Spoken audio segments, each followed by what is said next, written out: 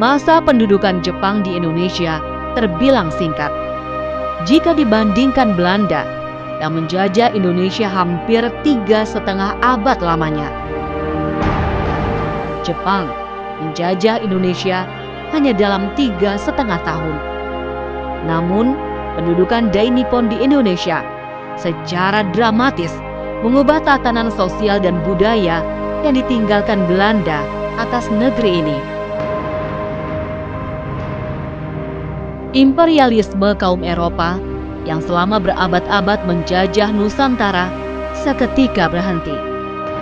Demikian juga dengan rupa-rupa penindasan di seluruh lini kehidupan. Tak ada lagi pembagian kasta yang menempatkan kaum pribumi jadi paria. Lebih dari itu, sebagian masyarakat Jawa percaya kedatangan Jepang adalah perwujudan dari Jangka Jayabaya yang meramalkan terwujudnya kemerdekaan.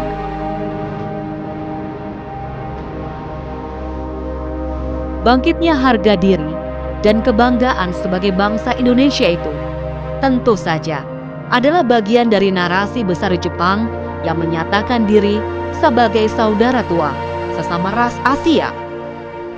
Kenyataannya, selama masa kekuasaannya di Indonesia, pemerintah militer Jepang berusaha memobilisasi seluruh sumber daya negeri ini, yakni mineral dan bahan mentah, hasil bumi berupa pangan dan sumber daya manusia. Kesemuanya tidak lain adalah untuk kepentingan perang Jepang. Berbagai organisasi dan gerakan rakyat dibentuk, mulai dari Senendan, Keibodan, Heiho, Romusha, dan lain sebagainya.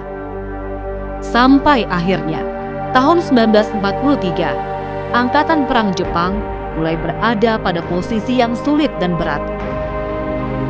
Di berbagai front pertempuran, mereka semakin terdesak oleh serangan sekutu.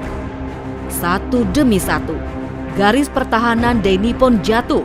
Demikian juga dengan bala tentara mereka yang terus berkurang. Dalam situasi genting ini, Jepang kemudian mengizinkan pembentukan organisasi ketentaraan profesional sebagai benteng pembela tanah air. PETA, singkatan dari Pembela Tanah Air, dibentuk pada 3 Oktober 1943. Pasukan pembela tanah air memiliki tujuan strategis untuk mempertahankan wilayah Indonesia dari serangan sekutu. Untuk itu, PETA memiliki jenjang kepangkatan yang jelas, mulai dari Gyuhei sebagai prajurit sukarela, Bundanko atau komandan regu, Shodanko atau komandan peleton, Chudanko atau komandan kompi, sampai Daidanko atau komandan batalion. Semua jenjang kepangkatan itu berada di luar struktur komando militer Jepang dan dipegang oleh orang Indonesia sendiri. Mereka yang ditunjuk sebagai perwira PETA adalah tokoh-tokoh masyarakat yang terkemuka. Tingkatan perwira ini diberikan lewat pendidikan khusus dengan nama Korps Latihan Pemimpin Tentara Sukarela Pembela Tanah Air di Jawa atau Jawa Buiguyuban Kanbu Kyoikutai. Seruji yang kala itu telah memiliki posisi nyaman sebagai pegawai kesehatan, memiliki pandangan yang jauh ke depan. Pelatihan tentara PETA adalah jalan terbaik menjadi bagian dari semangat zaman di masa itu. Semangat untuk melawan penjajahan dan mewujudkan kemerdekaan Indonesia. Ada kesempatan saya berpikir bahwa ini Indonesia nih kalau nggak ada yang mempertahankan oleh bangsa Indonesianya sendiri, Jepang nggak akan sanggup nih belain begitu besar wilayah Indonesia tanpa bangsa Indonesia ini dididik sendiri untuk mempertahankan demi kepentingan Jepang. Sebenarnya awalnya kan seperti itu, tapi propagandanya adalah pembela tanah air ini merupakan suatu tentara bentukan Jepang yang tidak terkoneksi satu dengan lainnya, jadi untuk mencegah suatu pemberontakan, tapi masing-masing ini dididik dan dilatih sebagaimana layaknya tentara Jepang dengan berbagai aturan-aturan perang, terus kemudian cara berperang yang baik, semangat perang, semangat bertahan dan sebagainya. Demi sebenarnya untuk mempertahankan wilayah Indonesia yang masih jadi jajahan Jepang, karena kan dari pihak Sekutu sudah mulai merangsek sampai ke Asia Tenggara begitu kan. Perlahan-lahan kalau semua harus Jepang yang tangani, nggak akan ada personil, kurang personil begitu.